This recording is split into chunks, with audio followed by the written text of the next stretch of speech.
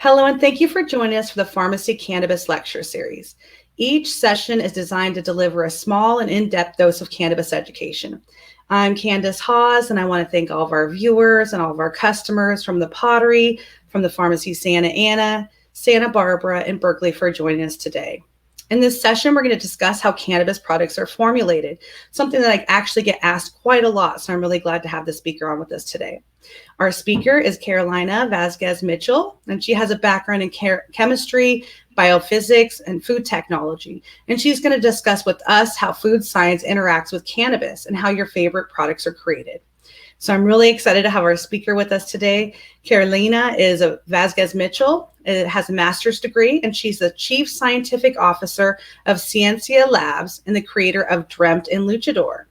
Carolina was also the lab director for Innova Labs, a cannabis testing facility. Prior to Innova Labs, she was the chief scientific officer for Cushy Punch, a brand that we all know. She's also the founding chair of the Legalization of Cannabis and Hemp Edibles Division of the Institute of Food Technologists. To date, she's developed over 60 cannabis products.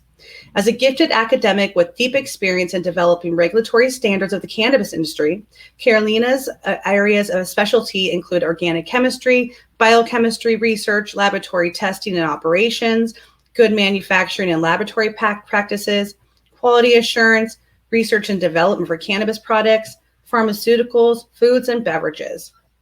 Carolina was also the head of research for Power Brands, which was among one of America's leading beverage consultancy firms.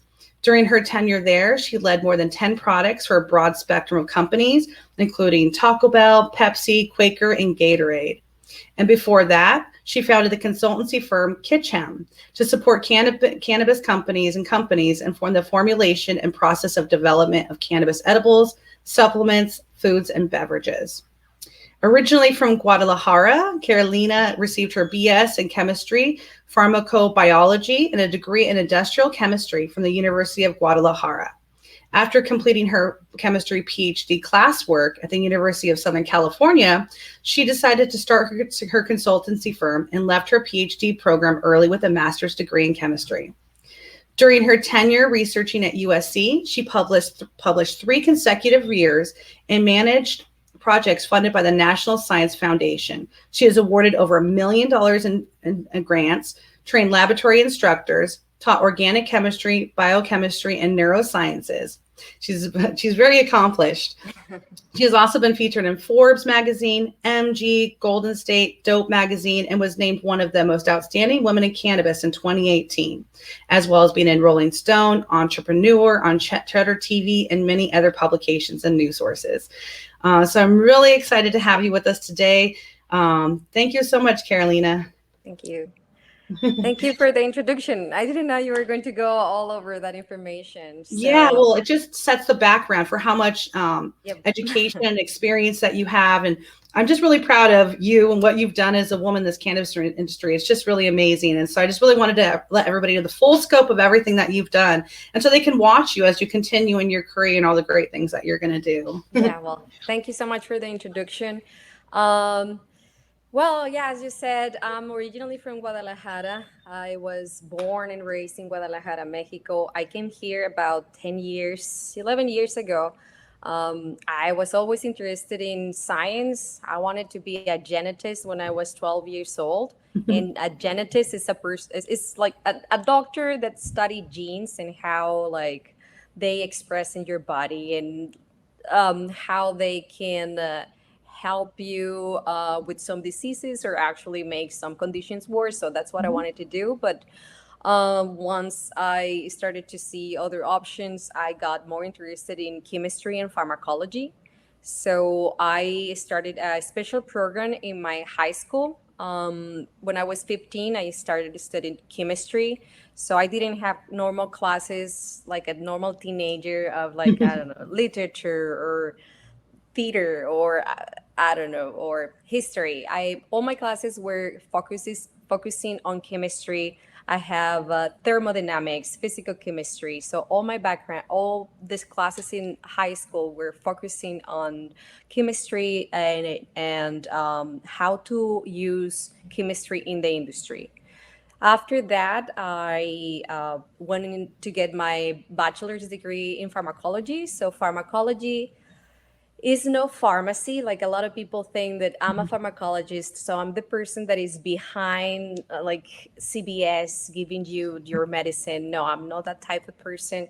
A pharmacologist is a person that study chemicals and molecules that can be used as a medicine to help for different diseases and that they can have an actual effect in your body. So we are trained to synthesize, formulate, and study the effects of drugs in the human body. So that's my background. And finally, I decided to come to the United States to earn a PhD in chemistry. I wanted to get more in depth into like I study everything from anatomy to medicine because you have to have a big knowledge of how different chemicals interact and how they interact within each other, including cannabinoids and how they interact with your body. So I have a lot of background, but I wanted to get more deep into the chemistry aspect because for me everything is chemistry. So everything is chemistry. So how So did you I come to want yes, cannabis? yeah. So for me everything is, and I wanted to get more deep into the chemistry. I started first. It wasn't that easy to just come to the United States and start my PhD. I didn't know English, so I had to study for a couple of years. I came here and I studied for a couple of years English. Then I work as a research assistant at the University of Southern California, where I was practicing my English and practicing my research skills even further. And before that, I worked in different type of research. I was actually working with viruses for about 4 years. I work in gene therapy. I was using viruses to treat cirrhosis with gene therapy. So I was kind of like doing my dream already, but I came here to the United States to further that dream.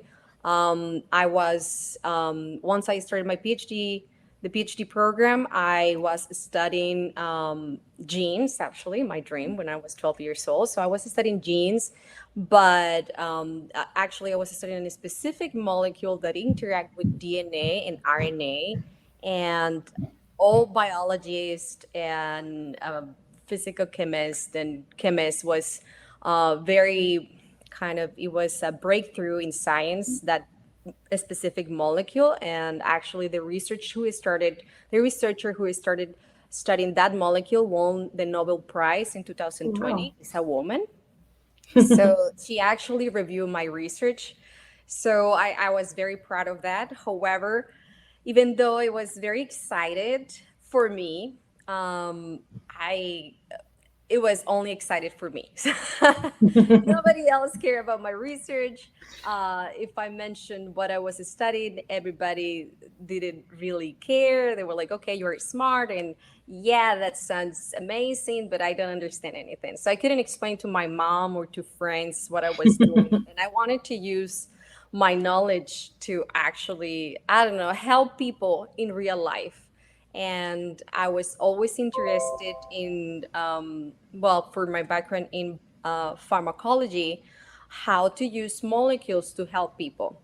And I also started to be very interested in food technology because it was about 2016, 2017 when there were a big trend of smart foods and superfoods and how you can use foods to actually improve your health. No, not only for nutrition, of course, yes, nutrition is important, but also introduce chemicals like antioxidants and other micronutrients that can help your brain and your body and um, age less and look younger and have more energy. So I started to see that the um, the interaction between food and pharmacy or between food and pharmacology.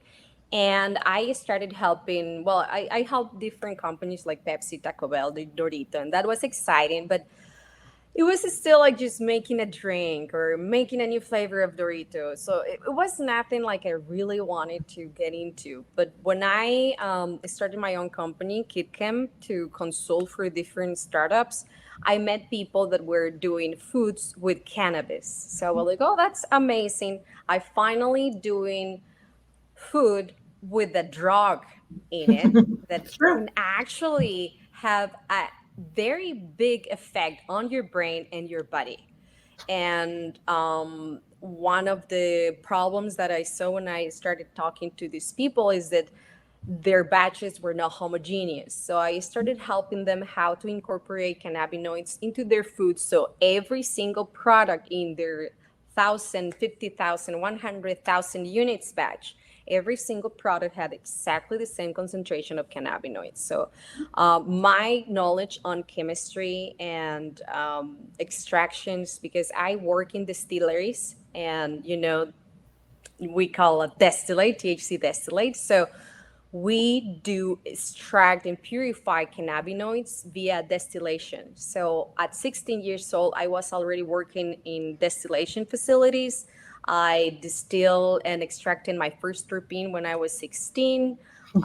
So I have this very deep knowledge in all this science that wasn't applied on cannabis, but now I was able to apply all my knowledge on cannabis from extractions, pharmacology, food technology, and chemistry. Because, as I mentioned, chemistry is everything. So every time I see food, is chemistry. Like if you Yeah. see mayonnaise, that's an emulsification.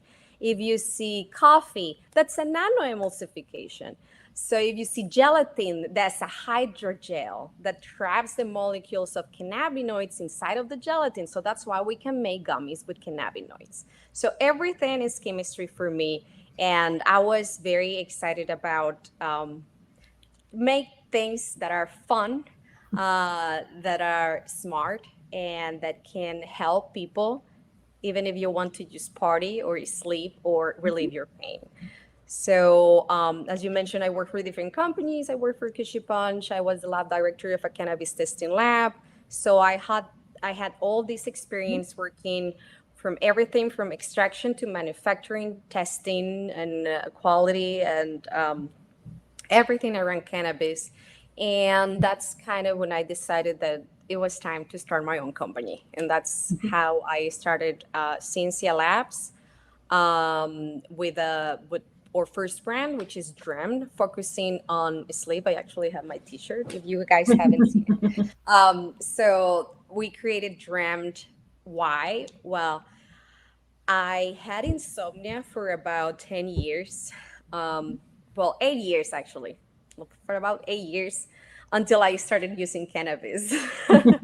So I was very impressed that finally I was able to treat my insomnia and my sleep problems with cannabis. And I started using flower because it was very fast. However, it was very short lasting. As you guys might know, the pharmacology of cannabinoids, when you are smoking cannabinoids, the effects come very fast, but they also go very quickly.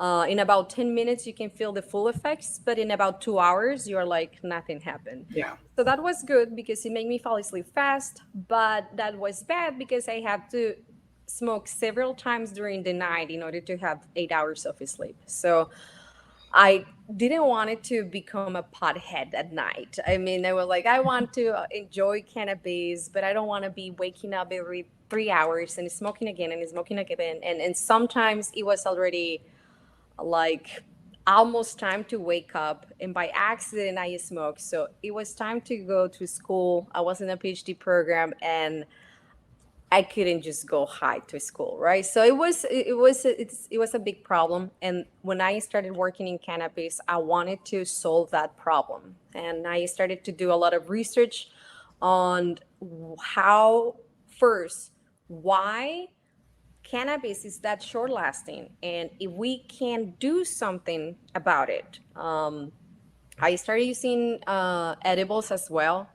but one problem of edibles, it was that at that dose, the dose that make me sleepy also make me kind of anxious. So Mm. they were like, okay, some days it's okay and I'm able to fall asleep, but some days I don't really feel okay and I feel kind of paranoid and I'm not able to fall asleep. So I wanted to find the sweet spot of like, okay, this is the amount, the proper amount of cannabinoids that I need to fall asleep, but I'm not getting super high, I'm not paranoid, I'm able to fall asleep. So I study specifically what happened with your brain when you take cannabinoids. And then how can I improve the effect of cannabinoids so I can extend the effects. And if there are other molecules in other plants that I can use to reduce the anxiety and the paranoia or euphoria caused by THC, by improving or boosting the effect of cannabinoids on the sleep. So I use all my background, pharmacology, organic chemistry, everything to find those molecules. And that's why I created my product, dreamt, which uses cannabinoids, of course. It uses THC and CBD, but we also use melatonin, valerian root extract, L-theanine, GABA, licorice root, and terpenes found in cannabis and in other plants that all together make, for me at least, the perfect product for sleep. And it has been 3 years since I don't have problems for sleep because I have been using religiously dreamt every night. I don't know if that's good or bad, but it helps me, and I'm just going to continue doing it. So thank God we have cannabis in the world. And sleep is a major problem for people. So addressing that category of medical users and just even recreational users that are using it medically and they don't even realize it to treat sleep is great because you need sleep to repair your body every night. And so many conditions are worsened if you don't get enough sleep. So, treating sleep, you can treat a lot of problems that come from the lack of sleep. Yeah. Yeah. So now I feel like a new person. I feel like I can accomplish everything. I don't know. It's probably is the best thing that ever happened in my life. Finding a solution to solve insomnia because it's very difficult. That's cool. And we have other brand which is Luchador. And we just wanted to offer something fun for people. So if you guys have a chance to check, Luchador is just a fun brand. There is no science behind it just because it just has a lot of THC and it's very strong. I But love the branding too. It's a lot of fun. have fun with cannabis. And I'm planning to develop other products that are focused on anxiety and pain. So we were going to have sleep, anxiety, pain, and fun. Yeah. So I love that. okay. So I'm ready to start with the slides. Okay, great. So yeah, So let's just let's start. get into the science. Yeah. So before we get too deep into the topics, can you give us just a brief overview of the different cannabinoids and how it works with our body? Sure. Wow. We don't have time to go over all the cannabinoids, and so far there are hundreds of cannabinoids that we have discovered. However, there are just a handful of cannabinoids that have shown to have a pharmacological effect in our body. And that's probably because it's very difficult to get these other minor cannabinoids. We have THC and CBD in abundant, like in abundance. We can find it everywhere. Right now, thanks for organic chemistry, we are able to synthesize CBG and CBN and other minor cannabinoids. And now we have the possibility of studying these minor cannabinoids and see exactly what they do in our body. So, what are cannabinoids? So, first, before talking about cannabinoids, let's talk about the cannabis plant, right? So, cannabis plants are just a class of plants, right? And all the cannabis plants have cannabinoids. That's why they are called cannabis, or well, that's why we call those plants cannabis because every single one had a cannabinoid, either THC in higher amount or lower amount, but all of them have cannabinoids. However, the plant doesn't only contain cannabinoids. If you see, that's why I have this image, we can see that all the different molecules that you can find in the cannabis plants, or almost all, are derived from fatty acids. Fatty acids are just like fats in the plant, because cannabis plant mostly in the bud or in the flower, in the trichomes, that part of the plant that contains or encapsulate these fatty acids in the plant. These fatty acids are able to be transformed in many different other molecules. Some of them are cannabinoids, like CBDA, CBCA, and THCA. And you can see here as an acid because that's how the plant produces it. Once the plant is being processed, if we extract the cannabinoids or if we burn the cannabinoids, if we heat them, oxidize them, then we degrade them into a THC, CBD, or CBC form. So we pretty much get rid of the acid or the acid part. Now, if you wonder, so but what is that acid part? So let me see if I can draw something very quick. If you see this, oh, right here, that that part is the acid. So if you compare this acid molecule, CBDA, CBCA, and THCA, that part, the one that I put in that black circle, disappear after the acid goes away, and that acid is acetic acid, so, or carboxylic acid. Okay. Now, cannabis plants have cannabinoids, but they also have other compounds, such as the famous terpenes. We can have monoterpenes, sesquiterpenes, triterpenes, and they also can produce sterols. Those molecules are very similar to the hormones that we normally produce in our bodies, such as testosterone, progesterone, right? And there are also other molecules like phenylalanine, that's an amino acid, and that can produce flavonoids. So you probably have heard about different flavonoids in different plants. They are getting popular lately. But those are usually not found in the extract because the extracts are oil soluble, and those amino acids, the flavonoids, are water soluble. So when we make an extraction with organic solvents, we are extracting all that is oil like, and we are getting rid of everything that is water like or similar to water or is soluble in water. However, you can still have some residues in different extracts. Like if you have a full plant extract that you make yourself in your house, they will be some remnants of flavonoids because you are no, or when you have solventless extraction like CO2 extractions, we can also have some flavonoids present. But in very efficient extractions such as BHO extraction, propane extraction, or ethanol extraction, we usually get rid of those flavonoids and we just stay with the cannabinoids and the terpenes. One problem, though, with the terpenes is that these molecules are very unstable. If you see, actually, you don't have to have a degree in chemistry, but if you see the yellow ones, the monoterpenes and the sesquiterpenes, those molecules kind of look weird. Like they don't have an hexagon and like a chain. They're like unstable. So they Yeah. are small and unstable, and they degrade very easily with UV light, with heat, with acids. So when you are extracting cannabinoids from the plant, since you're using harsh conditions, you can degrade those terpenes. And what we usually do in extraction is get rid of everything except cannabinoids, because the cannabinoids in the conditions that we are using in extractions, the cannabinoids pretty much stay the same. Well, we probably reduce the acid form, sorry, oxidize the acid form into the THC or active form, right?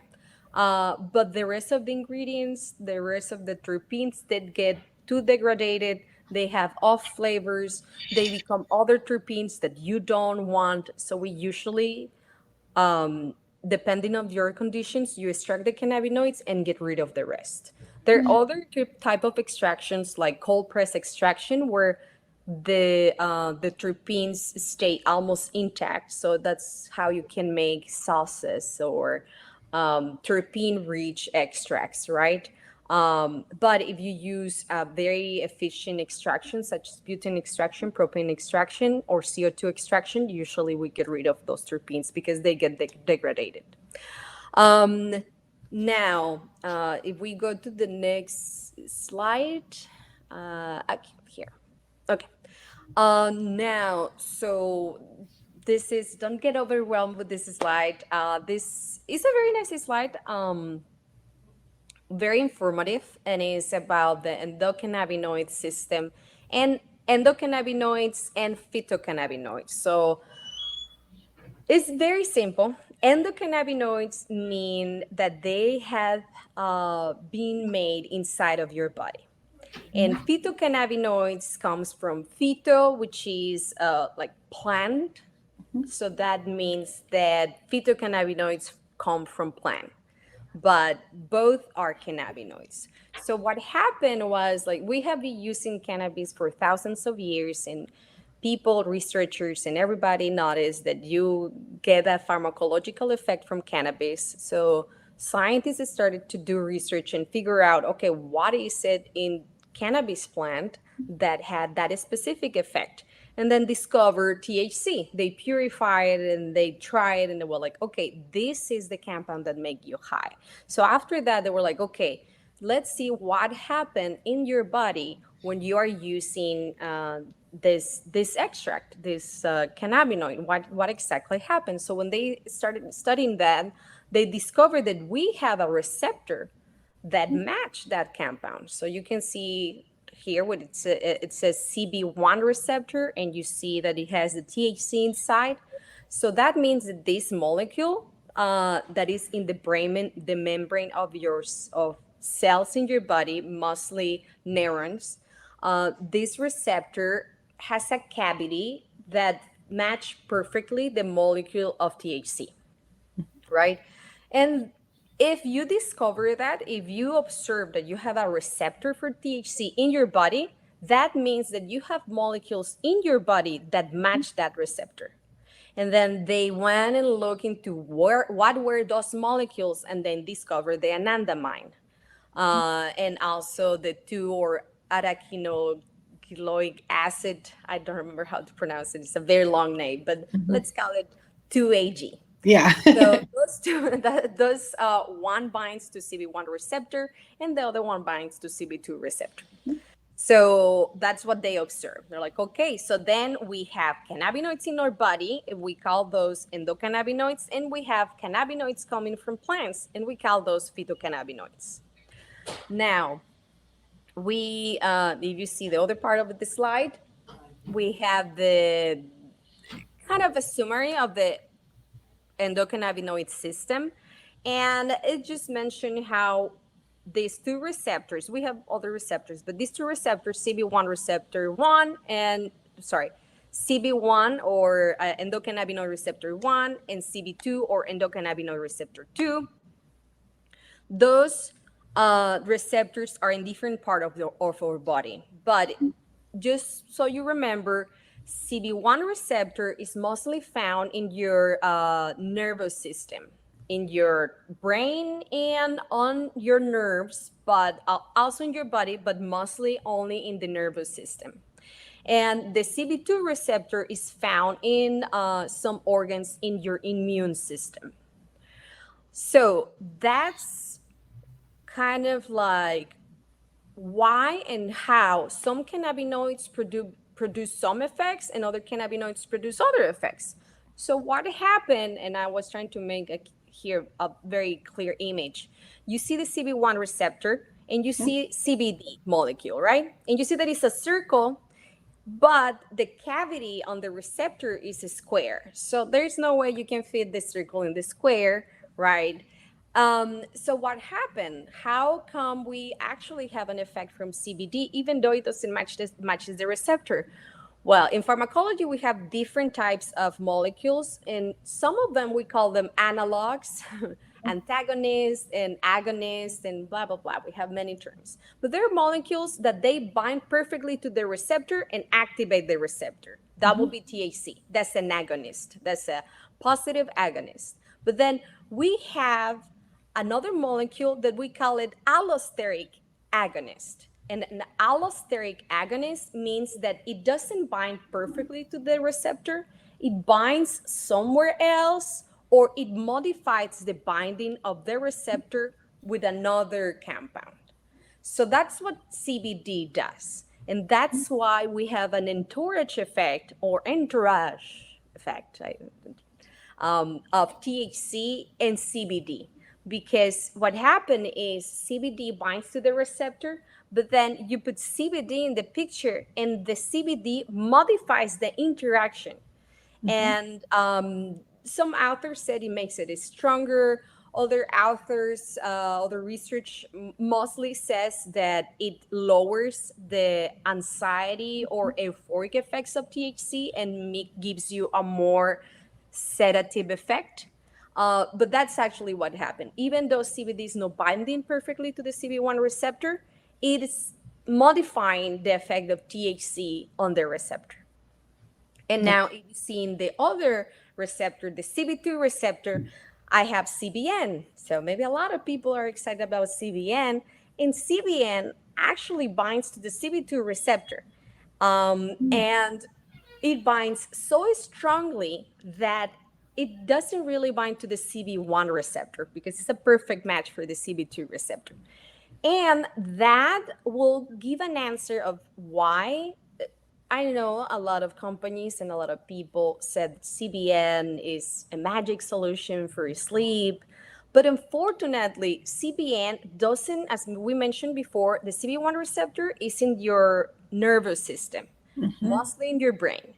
And the CB2 receptor is in your immune system. So it's not really in your brain. It's not really in your nerve termination or nerve hormone, neurons. So it doesn't really have an effect on sleep or on pain or on sedation because of that, because of how it binds to the receptors. Interesting. Some research has found that maybe CBN has an effect on the immune system, right? But it's very new research, and a lot of people are trying to. I mean, if CBN can help with your immune system, that's amazing, right? Who knows? Maybe CBN will be more used than CBD in the future. But so far, we haven't found that CBN actually induces sleep or sedation or pain relief because it's missing that binding. And it doesn't have that ability of CBD to modify the interaction of THC with the receptor. Actually, some authors have mentioned that CBN can, as I mentioned, there are some molecules that are agonists and there are some molecules that are considered antagonists. And an antagonist is something that prevents a molecule from binding to the receptor. So some authors have seen, or some researchers have seen, that CBN can be an antagonist for THC.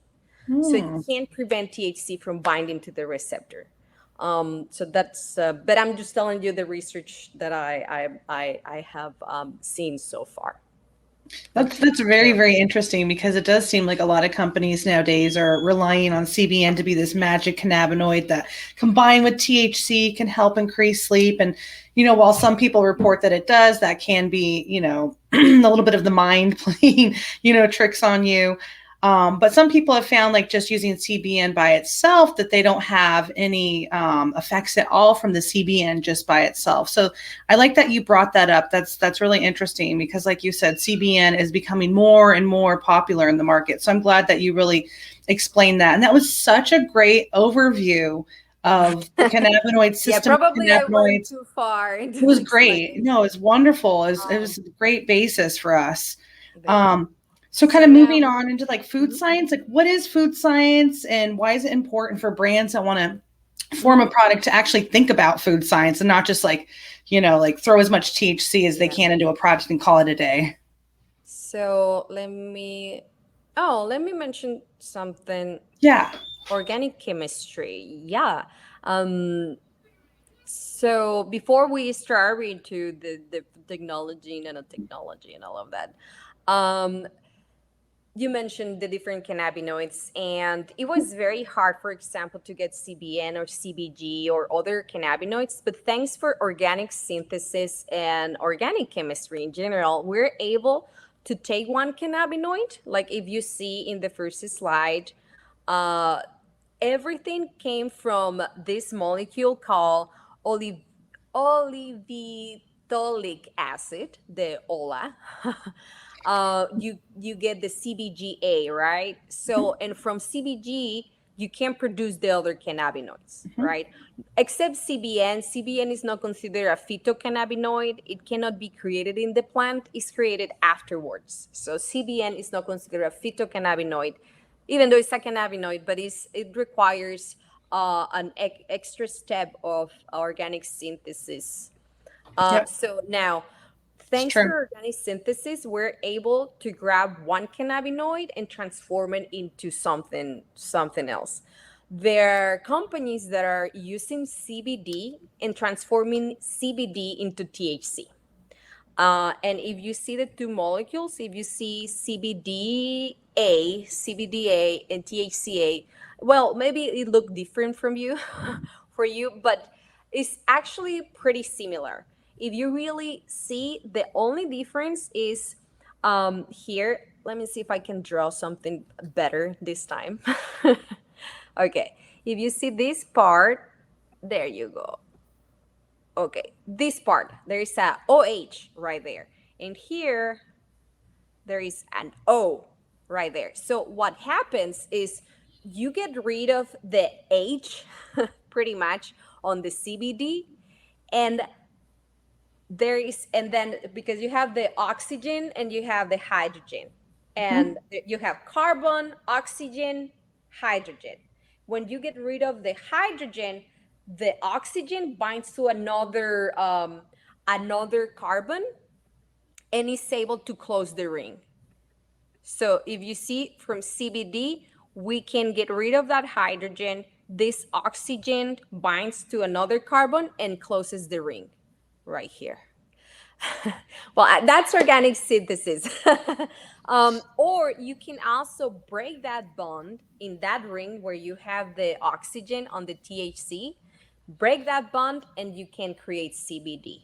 However, right now, people is not interested in making CBD from THC, so they're more interested in making THC from CBD because that's where the money is, right? So Mhm. we're more interested in doing THC from CBD, and that's possible. A lot of companies are doing that THC, and in the future, probably companies should be more careful of how did they get their cannabinoids from, and probably there will be more regulations. Maybe the BCC will require you that you actually extract the THC rather than synthesizing THC from CBD. So, but who knows? We don't know what's going to happen in the future.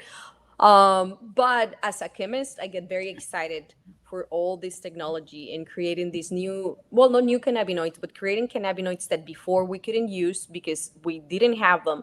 And now we can create these cannabinoids from THC or CBD or CBG. And pretty much that's what organic synthesis is modifying a molecule and make another molecule like CBN from THC. And even though it says here oxidative degradation is just a chemical term, and yeah, actually, if you degrade THC, it will become CBN, right? But if you see, like, THC is tetrahydrocannabinol. And if you see the other molecule, CBN, is cannabinol. So the only difference between the two molecules is the tetrahydro. Tetra means four, hydro means hydrogen. And if you see in the two drawings, the difference are four hydrogens.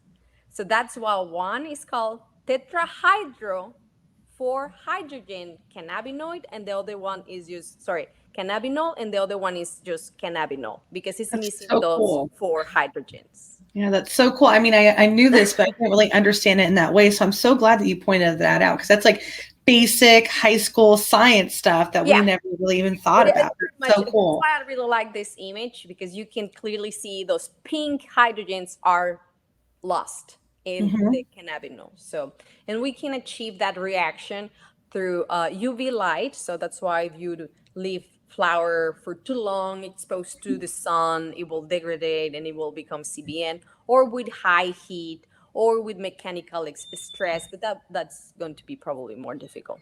But that's pretty much organic. Synthesis is allowing us to create and to synthesize uh, novel cannabinoids and produce cannabinoids that otherwise we couldn't use, or we wouldn't have an enough amount to study. So that's pretty very good. It's so interesting. Thank you for sharing that and kind of laying that basis. And now, well, what's food technology and what is? I also have nanotechnology here. I didn't want it to overwhelm people with a very extended presentation. Come right back. So, pretty much, um, let's go over nanotechnology first, right? So, this is not nanotechnology, but these are an example of how we use nanotechnology. And nano, pretty much, nano is means something. Nano means the if you divide if you divide a gram a million times, you have a nanogram.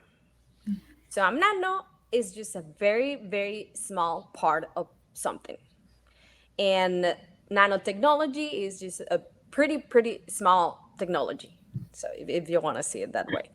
And here I have three different figures, and these are so pretty much for every, let me put it a little bit bigger. Okay. Pretty much for every time we make, let's just keep it with edibles. Every time we make edibles, the challenge is to introduce the cannabinoid into our matrix. Matrix is just whatever, a cookie, it's bread, or it's milk, or it's a drink, or it's oil, or it's whatever, or sugar. So that's our matrix. And that's the challenge. The challenge is to introduce the cannabinoid into this food, right? Um, if you see this three image, I have the first one on the left. It says it's a solution. So a solution will be, for example, a soda, Sprite. Yeah, Sprite is see-through. If you pour Sprite into your glass, you will see that even though it has flavors, it has CO2, it has acids, it has citric acid, and there are many other drinks where they put vitamins and they have a lot of stuff in the drinks. You still are able to see through the drink, even though you have about 40 grams of sugar in that drink, you're still able to see. So you have a lot of solids and they're still dissolved. And why that happened? Well, because all these particles are so small, are less than 1 nanometer. So a nanometer, again, is if you divide a meter a million times, you are going to have a nanometer. So it's a very, very small measurement. If your molecules inside of the Sprite are less than 1 nanometer, you won't be able to see. And that's what happened with the glucose. All the glucose is dissolved with the water, with the CO2, with the flavors, and everything is so small that you're able to see through. Now, we have colloids, and this is yours. You don't have to remember. It's just a chemistry or physical term. We have colloids, and what's a colloid? But in a colloid, there are two phases. However, they are so well dispersed that you don't see a separation, like milk. If you see milk, well, homogenized milk, because if you buy organic milk, you will see that the butter, the fat goes into the top of the milk. But if we consider a normal milk that you buy in the supermarket, you have a colloid. And you will see that there's still molecules, you have protein, you have the sugars, you have lactose, you have all these molecules from the milk floating in the water, but you cannot see through. Why? Because these molecules are bigger. You cannot see the separation, but you cannot see through. The light cannot go through because these molecules are bigger and is opaque. The liquid is opaque. That's what happened. Surprisingly, coffee is a colloid. And you will say, no, but I can see through coffee. No, not really. If you grab a cup of coffee in a see-through cup, a glass transparent cup, light won't be able to go through the coffee. And you can do that experiment at home. If you grab coffee in a cup of glass, the light won't be able to go through. Even though it's kind of like kind of you will think is totally homogeneous and you can see through, you cannot, not really. So that's a colloid as well. Coffee is a colloid because you are extracting all that caffeine and all those oils from the bean, from the coffee bean. So that's a colloid. And now we have a suspension. A suspension, well, every time you go to a pharmacy and they give you a medicine that they say you have to mix before you drink. But a suspension can also be a vinaigrette. When you go and you buy a dressing that separates into phases, that's a suspension. You have to mix it, and then the molecules are so big that you see the separation and you see how the oil separates and blah, blah, blah. So that's nanotech. Well, that's not nanotechnology, but that's how we use nanotechnology to from going from it, but because if you put THC distillate in water, they are going to separate. They are going to totally separate. So nanotechnology uses processes and other compounds to help these molecules get smaller so you can make a solution where everything is see-through, the light can go through, and you have a very homogeneous, very nice and transparent see-through liquid. So that's what nanotechnology does. And we can spend all day talking about nanotechnology, but we don't have time. But in summary, that's pretty much, they use technology. They use sonication. Sonication is when you literally put a probe, like a machine that shots sound waves into the liquid. And those sound waves are able to break or like able to break the molecule or, well, these particles, break them, so to make it so small that you can see through. So that's why we use sonication. But there are other methods. I have in the handouts actually one of my articles that I published in MG Magazine about nanoemulsification. So if you want to learn more about nanoemulsification, I have plenty of information there. So that's nanotechnology. And it has been used. Nanotechnology is not new. It wasn't discovered by cannabis industry. It has been used for decades in the pharmaceutical industry. So I have been very aware of nanotechnology for decades. It's not new, and it has been used in. You will be surprised how many drugs you're putting in your mouth that uses nanotechnology. Mm-hmm. So it's not new, but it is facilitating the use of cannabinoids to be introduced in water-soluble matrices like water or other water-soluble matrices. Now, food technology, well, it's pretty much the same as in we use technology to make cannabinoid to introduce cannabinoid into the food properly, right? So nanotechnology, what it does is they focus in making the molecules or making the particles smaller so they can incorporate it into the liquid and we have a nice see-through liquid, right?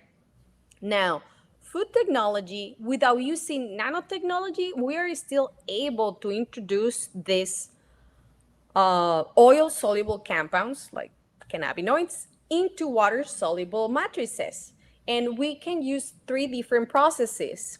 So that's pretty much what food technology is applied into edibles. Because, of course, food technology it's very like cheese and yogurt, dairy, ice cream, and all of that use food technology, right? Preservation of foods, food safety. There are food technology is extremely big, but focusing on edibles, pretty much the goal of food technology is to use these oils without the use of nanotechnology, being able to introduce those cannabinoids into our food.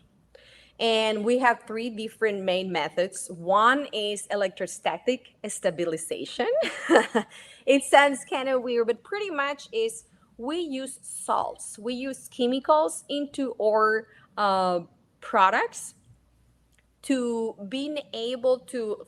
So cannabinoids have a charge, and the rest of the molecules we have another charge. If you see, the circle in the middle is blue and it has a positive charge, and the rest of the liquid has a negative charge, and it's kind of purple, Lila. So that has a negative charge. So the fact that you have two different charges in your edible or in your matrix will prevent the molecules, or will prevent the particles from sticking together and making a huge particle that will separate.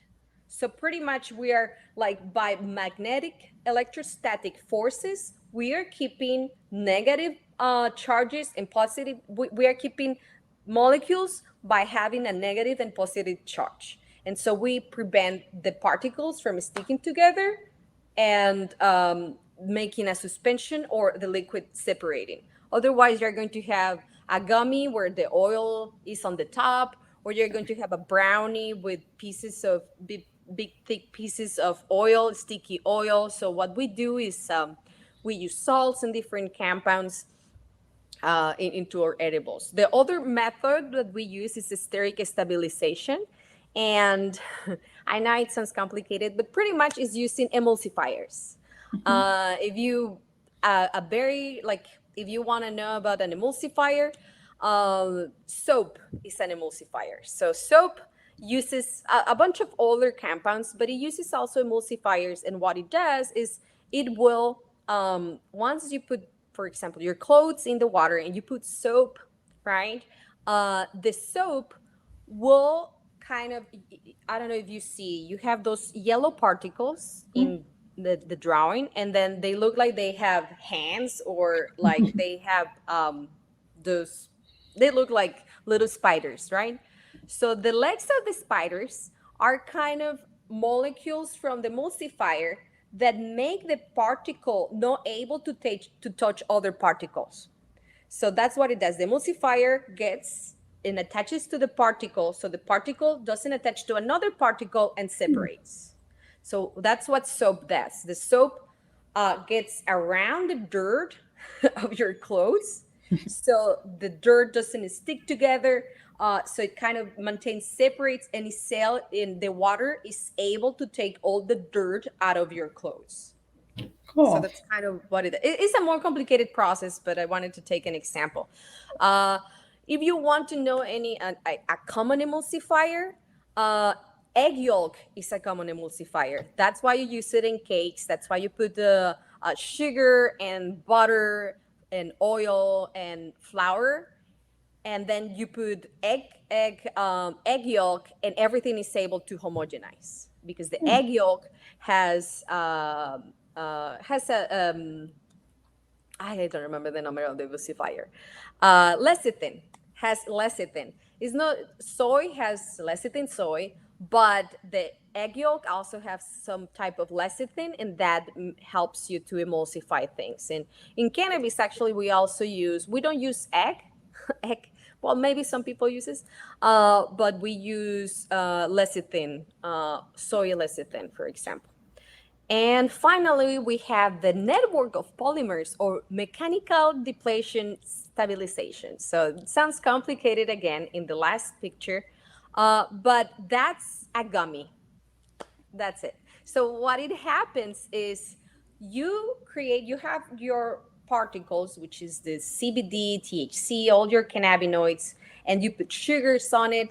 But then you put a gel, in this case, gelatin, or it can be pectin or agar, different types of gels. And what it does is you have it is a colloid, right? But then once the gelatin sets, if the gelatin didn't set, like if you don't put gelatin in your mixture, it will separate. After a while, the oil will go to the top, the sugar will go to the bottom. But since you're putting gelatin on it, the gelatin will gellify and it will make a hard gummy or a gelatin or whatever you're doing, and it will kind of freeze the molecules in place. So rather than the molecules coming back together, because they attract each other, they like each other, so they want to be together. But the gel kind of freezes everything and traps the molecules, so they are not able to come together and then separate. Sort of like when you make a Jello mold, you put fruit in there, and then as it hardens, it keeps the fruit, stable. It Yeah, doesn't like all sink to the bottom or come back together. yeah, pretty much. But if the gel, if you put the, for example, apples float, so they will go to the top, right? Yeah. But if you put other type of fruit, probably, and the gelatin sets fast enough, it will kind of freeze the Yeah. fruit, you know, when We're in they're moving. Yeah. So that's why we use food technology and probably a lot of people don't think about that, like don't think about food technology when they are making a cake, but that's what you are doing. That's Yeah. what you are doing every time you make a cake, every time you make a gummy, a brownie, a cappuccino, every time you make. That's why I said that chemistry is everywhere. So for me, food technology, making edibles, everything is chemistry. And I use this like every time I'm making an edible, I'm still thinking about, Yeah. how can I improve the electrostatic stabilization and the steric stabilization? So I try to use all my knowledge to make a very homogeneous edible. And I So think other that's how we companies are use. becoming more aware of this because if you think of it back in the day, like in the early legacy days, like Prop 215, a lot of the edibles were made like at home, like very old school, and the quality wasn't very good. There was no consistency, there's no reliable dosing. And then now, as we integrate food science into all this, we do have all these things. We have it's homogeneous, it's consistent, it's reliable. It's making these products so much better, and people probably have noticed even like the taste is so much better now Mm-hmm. too. Companies are really investing a lot into making these products correctly. So Mm-hmm. that's so interesting. Now, what happens like if you use like the different, like if you use oil versus butter, versus distillate, how does that kind of play into it? Um, Does it matter at well, all? it depends on your method of purification. So, for example, if you use, as I mentioned, CO2 extraction is a Mhm. solventless extraction. So you don't use any solvent. You use CO2, but the CO2 evaporates. But you are able to extract some water molecules into your extract, right? So now, if you are making an edible that's like usually all edibles have some part of water, uh, but when you are using a CO2 extract, one of the challenges is to actually, since it has water, it's very hard for this type of extract to decarboxylate and activate the THC properly. So a lot of times you use this type of extract and it looks I mean, it's CO2. I don't know if you call it hash or butter, or like, I don't know exactly how you will call a CO2 extract because I just call it CO2. But if you Yeah. have a CO2 extract, the challenge will be, you might notice that your CO2 extract, if it's not fully decarboxylated, Mm. and I'm talking about once people in their companies are making candy, if they receive a extract from CO2, they might medicate their edibles, and once they send it for testing, they will see that the concentration is lower than what they were expecting because they have a high amount of THCA, which is no Mhm. an active form of THC, and like they might fail a test because the CO2 wasn't totally decarboxylated and the concentration of your final product changed. For the preparation, is it will be pretty much the same because the challenge on making edibles, even if you use a butter or if you, well, butter will be, if I mean, I don't know the scientific term for butter, but butter for me is extracting cannabinoids from the plant with fat, Mhm. right? That's how I consider a butter. So, uh, if you are doing that again, you need to be careful that you decarboxylate your extract properly, because you can extract the cannabinoids, but if you don't go above 230 Fahrenheit, you are not decarboxylating the THCA into THC.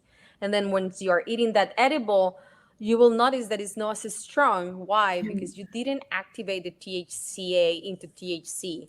And there is your digestive system, you are not able to transform THCA into THC. You have to activate it when you put it in your edible. Only you like on purpose want THC in your edible, then it's okay. But if you want THCA, if you want an effective edible, you need to make sure, even if you make a butter, that your butter is decarboxylated properly. And you have to, I mean, you can just look in Google how to decarboxylate butter, and they will tell you, oh, leave it for an hour in the oven at 230 or so on. They have different temperatures, but you just have to be careful with that. If you already bought it, if you already buy a distillate and you just want to incorporate it into your edibles, well, it's challenging because distillate is just very dense or very sticky and very difficult to incorporate. So a lot of people use different methods such as emulsifiers, or they use fats, they use oils. They can dissolve it first in oils, then they incorporate it into the edible for the distillate. But usually distillate is easier to use because first, distillate has a very high concentration. So almost a gram of THC is almost 1,000 milligrams. Sorry, a gram of distillate is almost 1,000 milligrams THC. So it's very easy to make the calculations. Also, it is always totally decarboxylated. So you won't find a distillate that has THCA. Well, not that I know of. So you shouldn't find THCA in your distillate. It should be all THC or whatever cannabinoid you have, it's CBD or CBG or CBN, but you won't find the acid. You will find the decarboxylated version of the cannabinoid. So, and for distillate, since it's very, very dense and very sticky, the recommendation is to dissolve it first in another type of oil and then incorporate it into your edible. Now, if you're using sauces like high concentrated or high terpene content extractions, those are easy to incorporate. However, they don't have a very pleasant taste. I know some people is like, oh, this is a rosin gummy.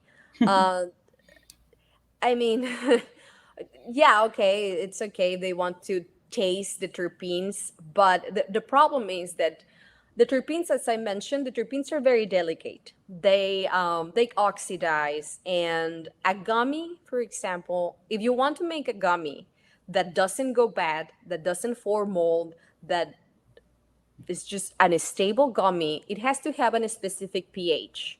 So pH is the acidic, or how acidic the gummy is. The more acidic, the more it lasts, because bacteria doesn't like very acidic conditions. So if the pH is less than 4, normally bacteria, there are some bacteria that they do like acid, right? But normally bacteria don't like that low pH. So if you add acid into your gummy to make it to lower the pH, that acid will degrade the terpenes. So then, yeah, you can put rosin or a very high content terpene extract in your edible, but you're wasting the terpenes. Just smoke it. Just have a dab. But If you don't want waste. that so bad, do it the Yeah, other just delivery route. don't waste it on an edible because it's not going to have an effect on your body, unfortunately. And also, if one terpene, when you inhale it, has one effect, that doesn't mean that when you eat it, it's going to have the same effect. Yeah. I also have a handout on specific strain edibles and how our skin or different organs or stomach, lungs, or brain, they all have different receptors for the terpenes, and they do have a pharmacological effect. But if you put the same terpene on your skin, you have two options. Number one, it might not get bind to the receptor because you don't have receptor on your skin. Yeah. Number two, it might have a different effect because the receptors that you have in your skin are different than the ones that you have in your stomach. And for example, when you inhale lavender oil, when you inhale it, it has been proved that it can lower the anxiety. But if you put it in your skin, the anxiety doesn't get affected, but you're able to put lavender oil in some wounds, and it improves the healing of the wounds because it recludes a lot of molecules that help you to heal your wound, but it's totally different. Not because you put lavender oil in your hand, well, unless you smell it at the same time. But if you put it in your food and you're not able to smell it, it won't lower your anxiety. And vice versa. If you smell it, it won't heal your wound. Yeah. So it depends the type of terpene, the concentration, and the method of administration. So terpenes that are usually used in a smokable form, like when you use a strain like I don't know, Gorilla Glue or Nordic or whatever strain you are using, that's going to have an effect because you are inhaling it and you have different receptors in your nose and in your brain. But if you're eating it, your stomach, your intestine, they don't have the same receptors. Also, the concentration is extremely low and they go for all the digestion system. It get degraded. So do not expect to have a specific strain effect on an edible. I mean, just do not expect that. Do not expect to have a sativa edible and feel like you're smoke a strawberry cough, and do not. I mean, is the I've always effects found that to be do true too. not translate from smoking to an edible. No. I found that true too. Like sativa edibles don't feel any different than indica edibles. No. And what you said is completely true. Like, It's the you know, the same. It's the terpenes, you same. know. Yes, it's because more the smoking. cannabinoid effect is so powerful versus the terpene effect, and also the concentration is very low, and you don't have the receptor, so that there's a lot of complications when talking about a specific strain edible. If you like the taste of terpenes, go ahead. But if you're really looking for a specific effect, just smoke it. That's a really, just really smoke it. good Just have a point. dab. Yeah. Don't dab your gummy though, but just let's just don't I don't like what companies are like, okay, well, this gummy cost, I don't know, $20, but this one is strain specific, this is $30. Yeah. I mean, I don't like when people get advantage of consumers that they are not really informed. So Yeah. So this is yeah, really helpful for people so tell they don't go pay extra for things that they're not actually going to get any benefit from. Mhm. That's great. So I know that we had a couple other questions that we were going to cover, but we actually have a lot of questions from the audience. So would that be okay to just jump to audience questions? Sure. Okay, great. So you had talked about terpenes. So just this is a quick one. Is there a difference between terpenes and terpenoids, or are they pretty much the same thing, just used like different and interchangeably? Oh, okay. So terpenoid, that suffix, sorry, yeah, the suffix noid means like not exactly, but almost. That's what it means. Like I don't know if you have ever heard the word humanoid. Humanoid will be like it resembles a human, but it's not a human. But when we said terpenoid, is anything that kind of resembles a terpene. And the terpene is a specific, like it is a, let me go to the first slide. So if you see, they kind of have a similar bone structure, right? But terpenoid is just like terpene. It's just a, sorry, I was having, it was a call. But terpenoid, if you want to simplify stuff, terpenoid and terpene are the same. Okay, very But good. terpenes will be monoterpenoids, sticky terpenoids, triterpenoids, and then or monoterpenes. But it's that it can be used in the same way. Okay, very good. So we also talked about nanotechnology. So do smaller THC particles absorb better into your system? And do they actually increase the effectiveness and like require a lower dose? Because that's what I see kind of like marketed with nano products. So when let's just go to the nano. Here. Okay. It doesn't give a lot of information, but yeah, they do have a faster effect, right?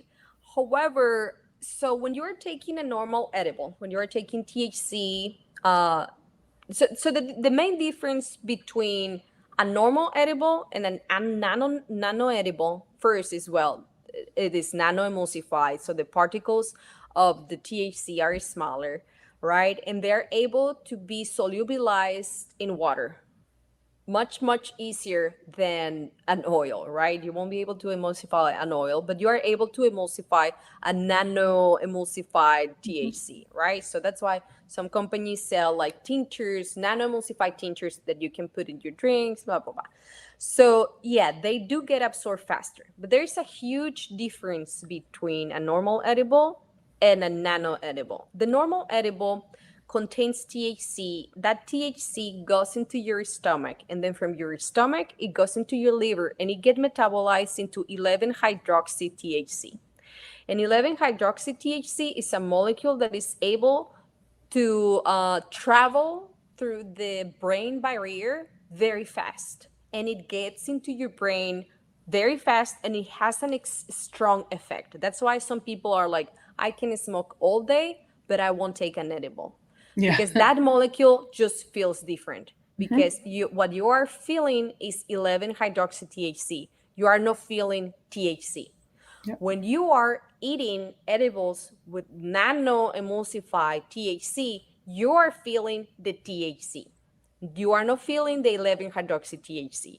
So if you are used to edibles, normal edibles, you are used to the 11-hydroxy THC, and you will have a nano edible and you won't feel the same. It's just not the same. It's because you are having two different molecules. Yeah. You still have some THC. You still feel some effects of the THC from a normal edible, but it's mostly the effects of 11-hydroxy THC, which it travels faster to your brain and it lasts longer in your body. And the nano-emulsified THC gets into your bloodstream, and you will feel it, but it's shorter lasting, and it just doesn't feel the same as 11-hydroxy THC. I personally have tried, and it doesn't feel like smoking cannabis, and it doesn't feel like an edible. So I don't know. Mean, it's a weird sensation, and I will classify it as an other effect. Yeah. It is no inhalable. It is not edible. It's nano. Yeah. So don't expect the same effect of a normal edible than nano. And the bioavailability. So bioavailability means how much drug you have in your system, right? How much drug you have in your system. It doesn't matter if you take 1,000 milligrams, if your body will be able to absorb only 10%, right? So with nanotechnology, yeah, maybe you have more THC in that form in your system, but even though in a normal edible you have less THC, the effects of 11-hydroxy THC, even though it's less bioavailable, are stronger. So the effects cannot really be compared. It's not like, oh, I have tried 10 milligrams nano-emulsified THC, and it doesn't really feel stronger. I actually feel worse with the 10 milligrams normal edible. That's too strong for me. Yeah. I can handle a nano. So it's just a different effect. The pharmacology is different. The bioavailability might be higher, of course, in the nano-emulsified cannabinoid. The THC gets more bioavailable, but in a normal edible, the effects are not really coming from the THC. They're coming from the 11-hydroxy THC. So it's different. That's interesting. And then people should then consider that when they're doing experimentation. If you're trying to find the right product, delivery method, try regular edibles, try the nano edibles, see like which works best for you, and keep a log so that when you're trying to think back through all these products, you can look back and see, I like that this one's fast acting, didn't hit me as hard, and it was gone, the duration was shorter, versus like other edibles. That's really interesting. Thank you for sharing that and clarifying. It's just a different effect. Don't try cool. to compare it. Yeah. Another question we have is, with the extraction process, if you use ice water extraction, does that harm the flavonoids? Remember that we can also degrade, if you look into the slide here. Mechanical stress can also degrade molecules, even though this is a physicochemical, like light also. Even like we have heat. Yeah, you don't have heat in that process. But you have UV light, unless you are working like completely dark space. Yeah. You also are mechanically stressing the molecules. So yeah, that can be some degradation, but it's that process is much less harsh than other processes. So if you want to do like cold press extraction or nitrogen extraction, where you freeze the trichomes and then you just extract the trichomes. So yeah, those are much less harsh, but it still can be some degradation. Yeah, that's a good question. We have a lot of good questions, but we're working almost through the end of them. Can the CB1 and CB2 receptors ever be increased in our system? So is there anything that we can do to increase those receptors?